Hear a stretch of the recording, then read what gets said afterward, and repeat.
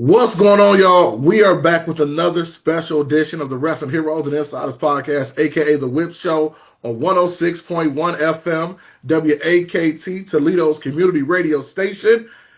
And we brought back one of our favorite guests. Such a great man. He's a best-selling author. He's a former WWE magazine writer. He's a podcaster, as he made sure I knew about before we started, just in case you didn't know. But the man has a great new book out right now, The Irresistible Force, The Life and Times of Gorilla Monsoon. Once again, welcome to the show, author Brian R. Solomon. How you doing, man? I'm doing great. I always love to be on your show, and this is great and it's fun. So thanks for having me. For sure, man. You are a busy, busy man. Your Facebook group is blowing up as much. You're on podcasts and you're writing again. How do you have so much time, man? I don't. That's the problem. No, I don't know what. It's funny. My wife was teasing me the other day.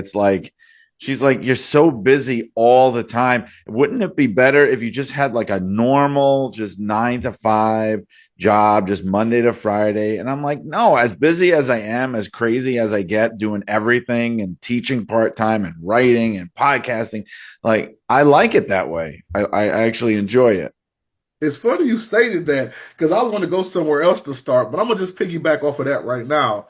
In your book, you talked about those years that you worked for WWE. Yeah. It's hard for you to even go back to doing something regular, man. Well, you know what? You nailed it. That I wrote in the beginning of the book. I don't know if you started it or anything or where you're at, but when I write about having worked there, I'm very honest. I say, look, not everything about it was great or fantastic, but it Mhm. spoiled me for any other job for the rest of my life, which has been like a blessing and a curse on my career because I just can't fit in the corporate world. I'm really bad at it. I just know that I am. I'm 50 years old now. I know myself by this point. I know my strengths and weaknesses.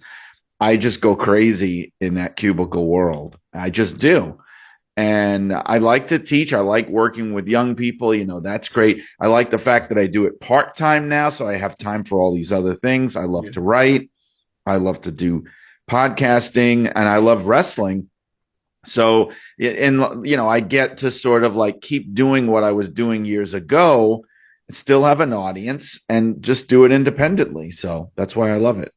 I definitely understand, man. And now I want to go ahead and start up with that because you are a wrestling historian. You know, you've written books about the Sheik, so many different historical wrestling books. And that's my first question. What makes you write about past stars as opposed to the current, like most authors choose to do? Maybe I don't like to sell a lot of books. I don't know. That could be one.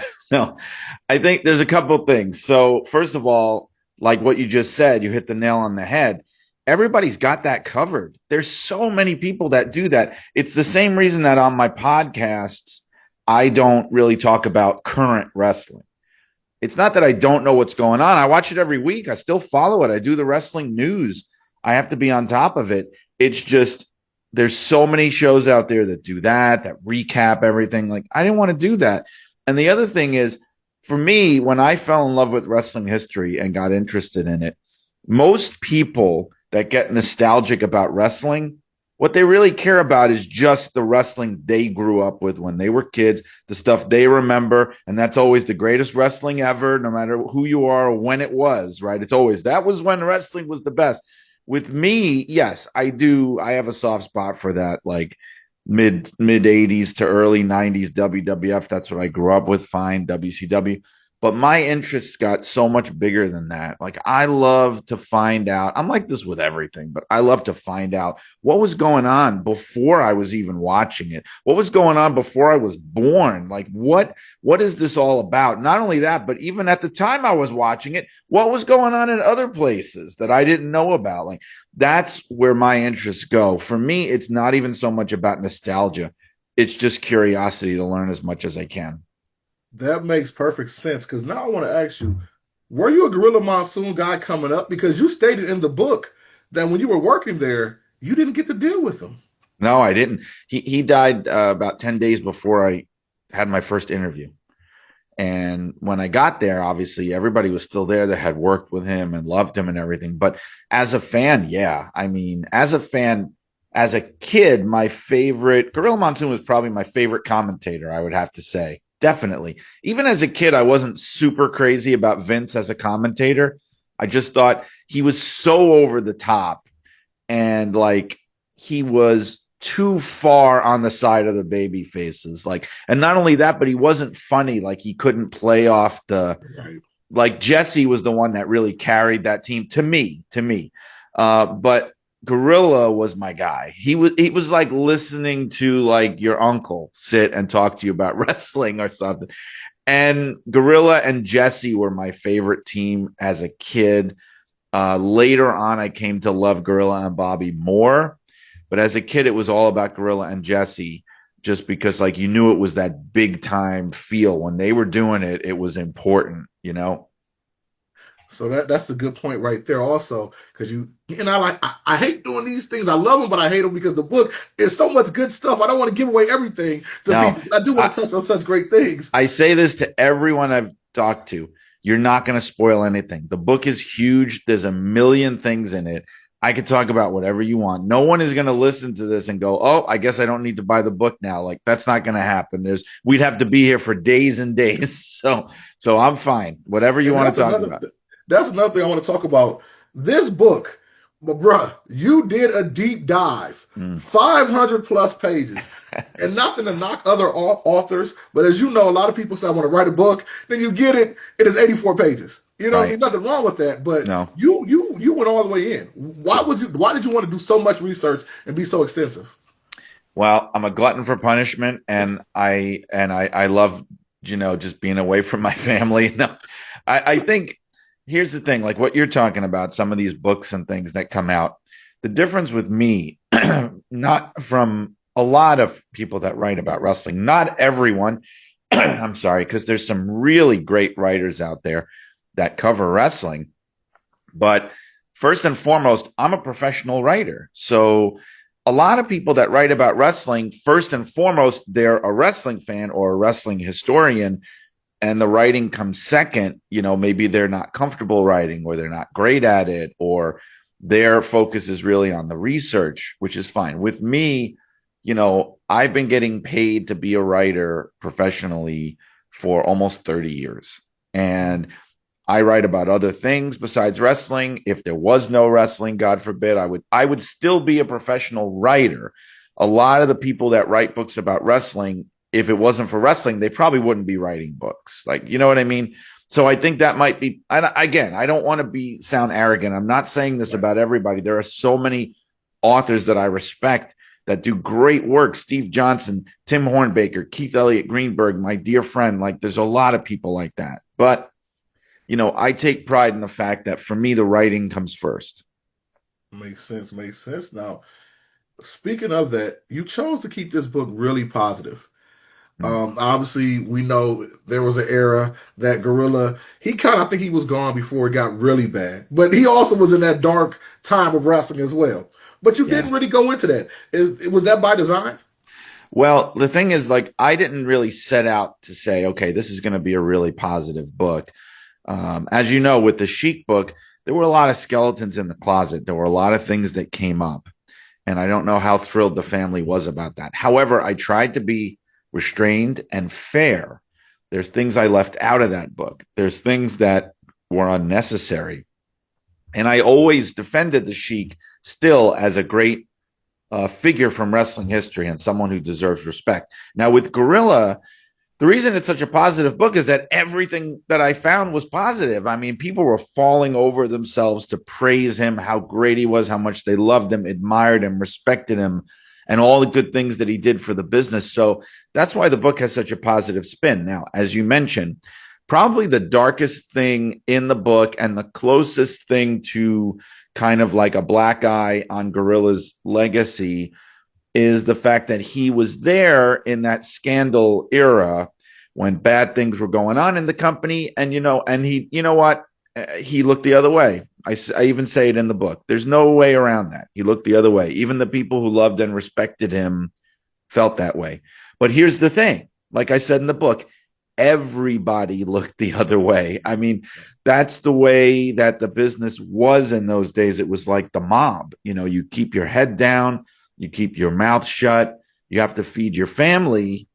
And here's the thing: the only guy that in a position of power that stepped away and spoke out, actually, two guys were superstar Billy Graham and Bruno Sammartino. The reason was because Billy Graham got fired, and Bruno Sammartino, they fired his son. I mean, I loved Bruno; he was great. They fired Bruno's son, then Bruno quit, and then all of a sudden started pointing out all these things. They were also both looking the other way too when it served them to do that. So, like I said in the book, the worst thing you could say about Gorilla was he was a man of his time. Like that was the era that you didn't rock the boat. That was his bread and butter. That was his career. He wasn't going to lose all of his income and move out of his house and deprive his family and his kids of things by doing that. That was his choice. He chose his family first. He chose his livelihood first. And I explain it that way in the book.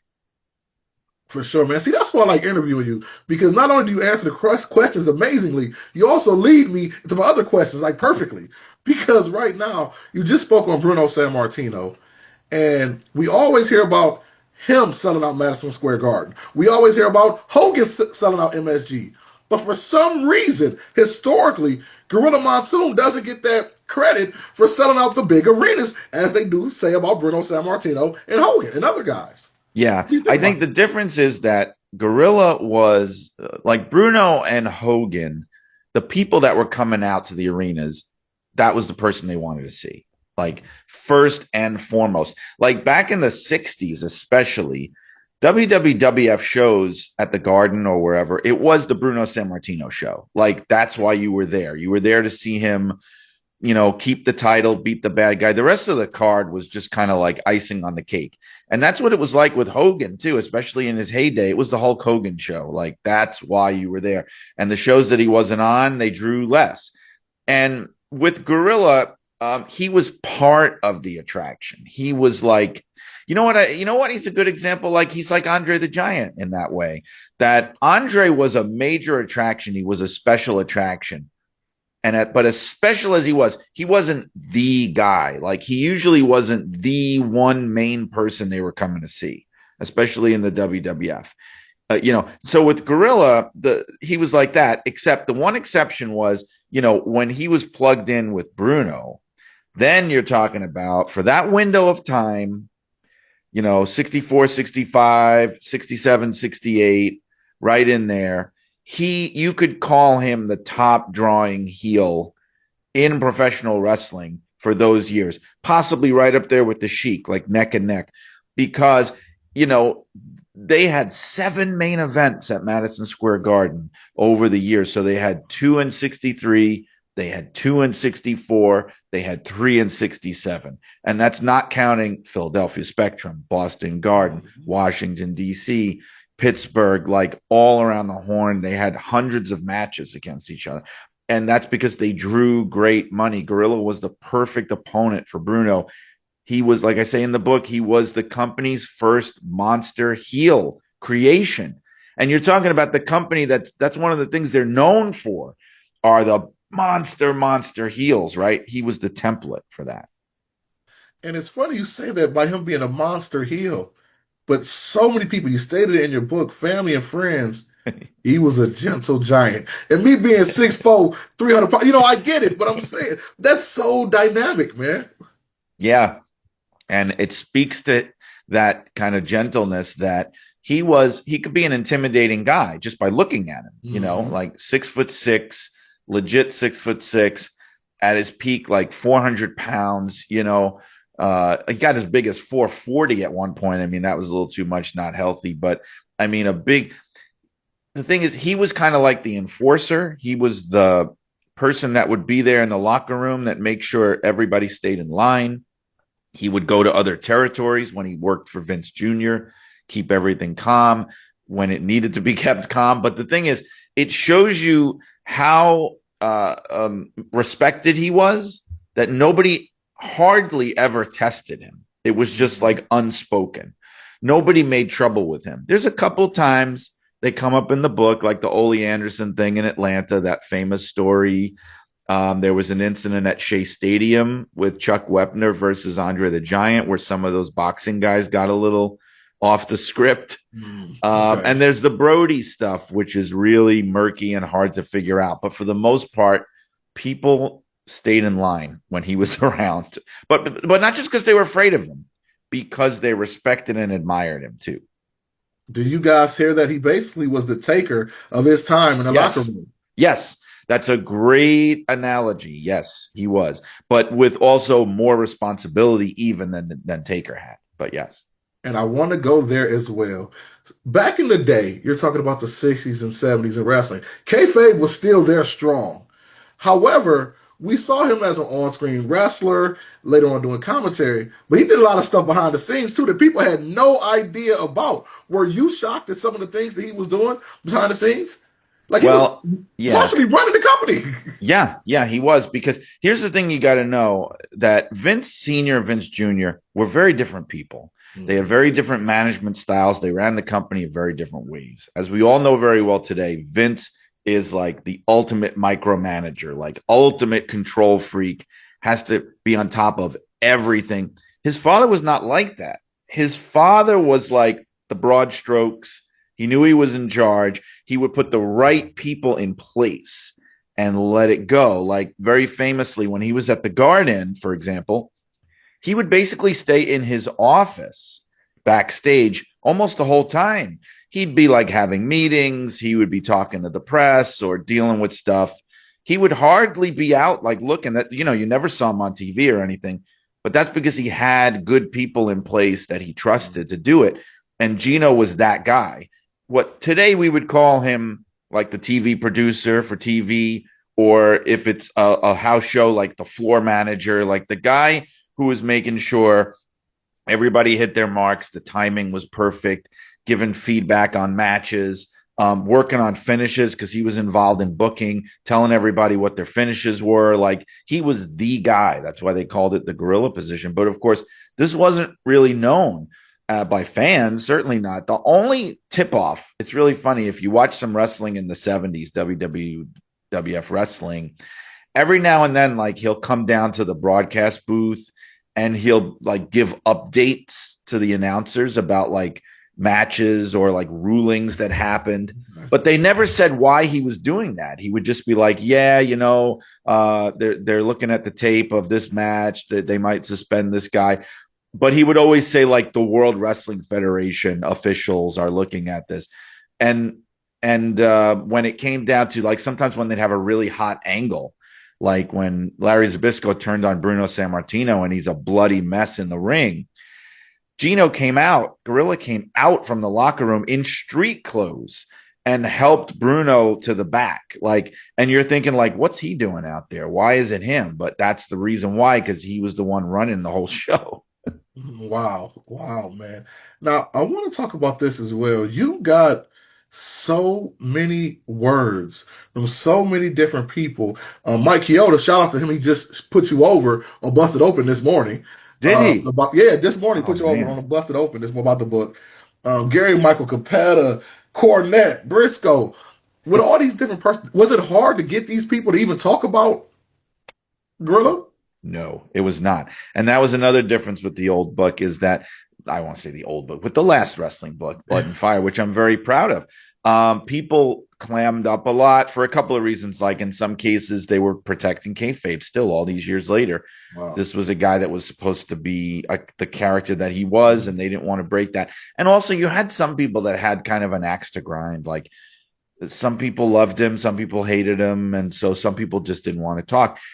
People were jumping at the chance to talk about Gorilla Monsoon. It was like I had to pick and choose the best people to talk to, because so many people wanted to talk about him. In fact, that's why I have that section in the beginning, that 2-page spread where it's just quotes from people praising him, because there was so much of it I couldn't even fit it or figure out where it would go in the book. So I just said, I'm just going to run a whole section of just praise for Gorilla the man. And I know it's hard for an author to pick one because books are your babies. But I'm going to talk about the interviews specifically. Out of all the interviews you did with people about Gorilla, What was your top two or three? I'll say that, so you don't have to just Okay. pick one person. They get other people get mad. Well, I mean, like, all right. So there's his family. They're in a category by themselves. So I'll put Maureen and Valerie together Okay. as one. His wife, Valerie, Maureen, his daughter, Valerie, were wonderful. And they told me things that no one else would know, right, about the person. Another one I've got to say, of all the wrestler interviews, Ken Patera, that takes the cake. That man is a gold mine. And, Ken Patera was not only a good friend of Gorilla, but he wrestled Gorilla in Gorilla's retirement match. So he was Wow. his last big opponent before he retired. And it was like a bloody, crazy match at the Spectrum. Riots. The police had to get involved. It was nuts. And Ken Patera will just say whatever is on his mind. In fact, it was so good that I turned the interview into a podcast episode, which I didn't do with any of the other ones. So Okay. Ken Patera is right up there. You know who was an interesting one? Well, I'm trying to think. God, there were so many. Kevin Sullivan. I interviewed him Ooh. before he passed. Okay. He was the first person I interviewed because I had a previous relationship with him from the Sheik book. And he had such an interesting perspective because a lot of people may not know Kevin Sullivan early in his career was like a lower mid carder in the Worldwide Wrestling Federation in the mid 70s. He was there for a couple of years. He was like friendly Irish baby face kind of thing, not like we would know him later on. And he lost a lot of matches, but he was there for a lot of this gorilla position stuff. He was there for the Brody stuff. Like he was an eyewitness of the days when Gorilla was at his peak as the person running the show. So valuable. There's no way I could get out of here without talking about the friendship.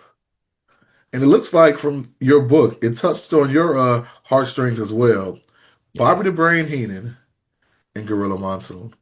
Yeah, I'm not going to lie and say that I always had dry eyes when I was writing those parts of the book because the friendship, it's so true. And I talked to Jessica, Bobby's daughter, and I talked to obviously Gino's family, and those guys loved each other. There's no question. They loved each other like brothers. And they got to know each other late in their careers because, Bobby came to the WWF in 1984.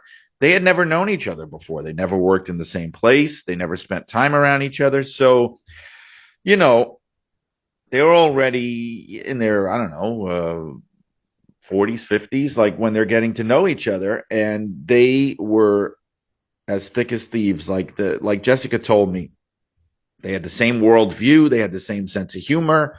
They were close in age, same generation. They were just perfect for each other. And they made each other laugh. In fact, I was just at the book launch party yesterday. I got to say this. And Valerie was telling me stuff she never even told me for the book, like how I think her bedroom was right next door to where the phone was. And she'd be in bed sometimes and she'd hear her dad like on the phone with Bobby, and they would be like giggling like little kids on the phone, just like cracking each other up, like talking shit about everybody and just that kind of thing, like, and that friendship was unbreakable. And when you're a kid, you don't understand that. You just see two Right. guys who annoy each other and who can't stand each other. But when you watch it now, you could absolutely tell how close Agreed. they are. You see it, Agreed. you feel it, how close they are. Agreed, man. Now, I want to slow it down here for a second. I want you to Yeah. just understand something for people. Just make people understand. They say gorilla position all over the world. And I think some of these young boys don't even really know what it really means. Could you explain what it really is all about? You're 100% right. They don't know what it means a lot of times. They don't know who it's named after. Look, I hate to trash Becky Lynch in some of these interviews I do, but Becky put out a book a year or two ago. And Becky Lynch, one of the top stars in the WWE, one of the biggest names in that company. And she referenced the gorilla position in the book. And she said the gorilla position, it's this position by the entranceway, and it's named after famous backstage interviewer Gorilla Monsoon. And I'm going like, if Becky Lynch doesn't fully understand what this gorilla position is about, That's scary because it means it's not just her, but it's like even in that company, they're probably not talking about it a lot. So the gorilla position today, fans know it because it's part of the show. It has its own set. Like they build a set, they light it up. It's that area that you see wrestlers come through right before they go out on the ramp, where Triple H is sitting there, Michael Hayes, Bruce Pritchard, Paul Heyman will be like lurking in there. And they got logos everywhere now, and it has dramatic lighting. And when Gorilla was there, it was literally just a buffet table with some monitors on it, and they would sit there on their headsets and they would have notes. And that was like the nerve center of the show. You sent the guys out from there. You made sure everybody was where they needed to be. You could, in the days of headsets, you could send messages to the announcers, to the referees. In the old days when they didn't have headsets, they used to have to signal each other. Like you'd have to have the position where it was visible from the ring. So like Gorilla, it would be like if Gorilla Monsoon takes his glasses off, it's time to go home. It's time to end the match. Like that kind of thing. And if you missed the cue, he would come out like he did not care. He would come out to the ring and just like tap the ring and go back. And they would be like, all right, we got to go home now. But so it's like the control center. And the other part of it is when they come back, they're there waiting for you. So if you messed anything up, you're going to hear it. If there's anything that worked out really well, you're going to hear it. They're going to give you all your notes right then and there. So like that's the most important spot there is. Love that, man. Now, I want to ask you this. Normally in my show, I do the mark out moment, but obviously Gorilla's not here, so we can't do that. Rest in peace. But what do you think Gorilla would say about the current state of professional wrestling? Now, I know you're not Gino, but you talk to enough people. What do you think he would say about the current state of professional wrestling? There's two things about that. There's like the creative attitude and the business attitude. I think from a business point of view, Gino understood the business and he went along with things that made money. And I think Pat Patterson was like that, Jerry Briscoe, all those guys.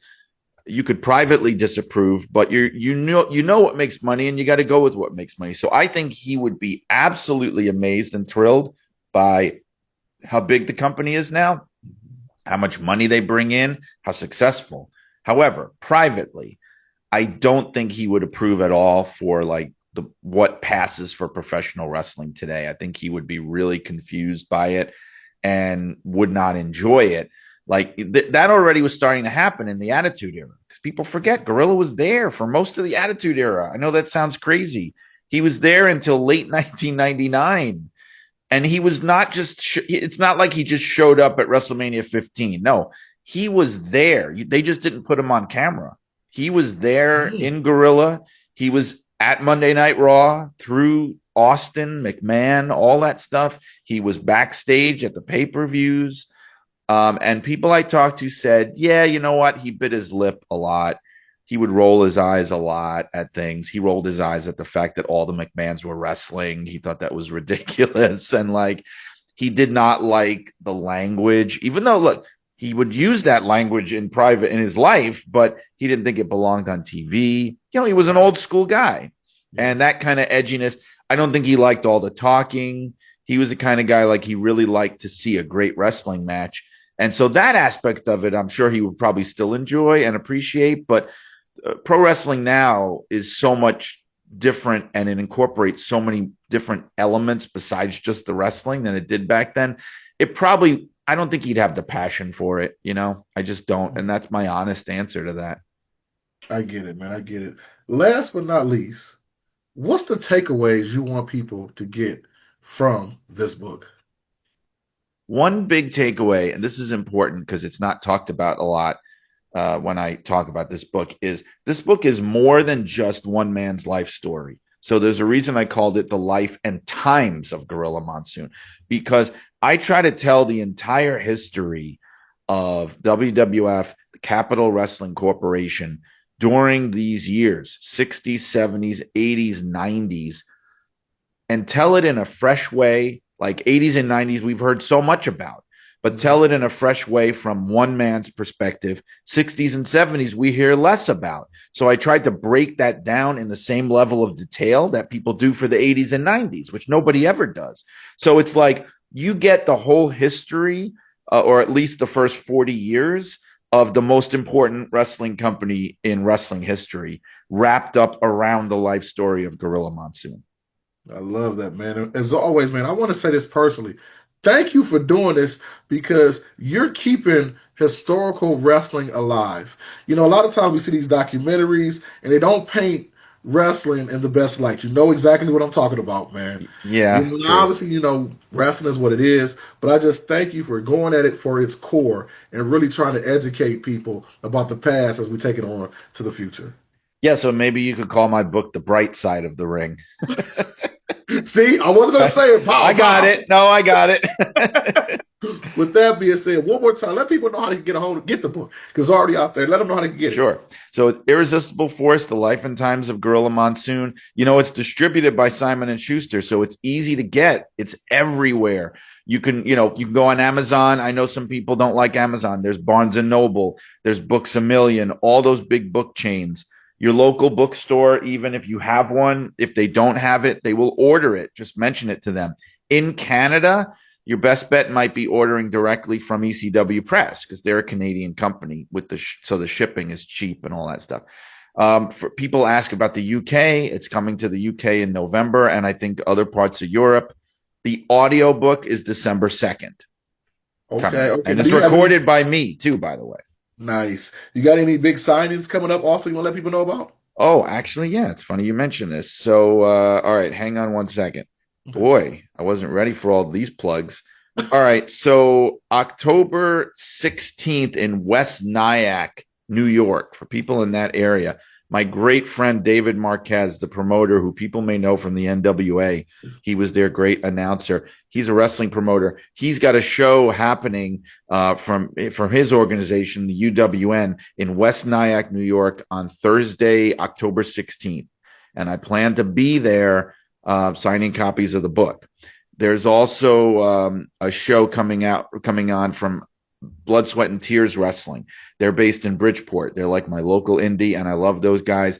They're doing a show at the Foolproof Brewery in Bridgeport Friday, October 24th, and I plan to be there as well.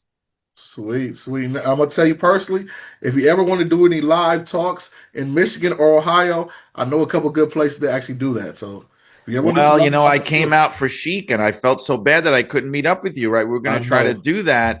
The problem was I was with my daughter and there was a million things going on and like it just didn't work out. But, that was the moment For sure. with the Michigan thing. By the way, Toledo Public Library, you hearing it? Y'all bring everybody else in to talk about their book. I'm just saying, just saying. Reach out to him I'll do it. I would be happy to do it. Yeah, for sure. I mean, I know you're somewhat of a hip hop guy. You know the rapper Eve, right?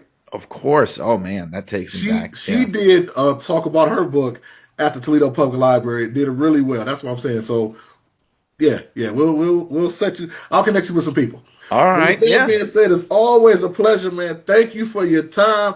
You guys heard the man. Get the book. You know what to do. You love wrestling. That's why you're here in the first place. We'll be back. The Wrestling Heroes and Insiders podcast, aka the Whip Show on 106.1 FM, WAKT Toledo's community radio station.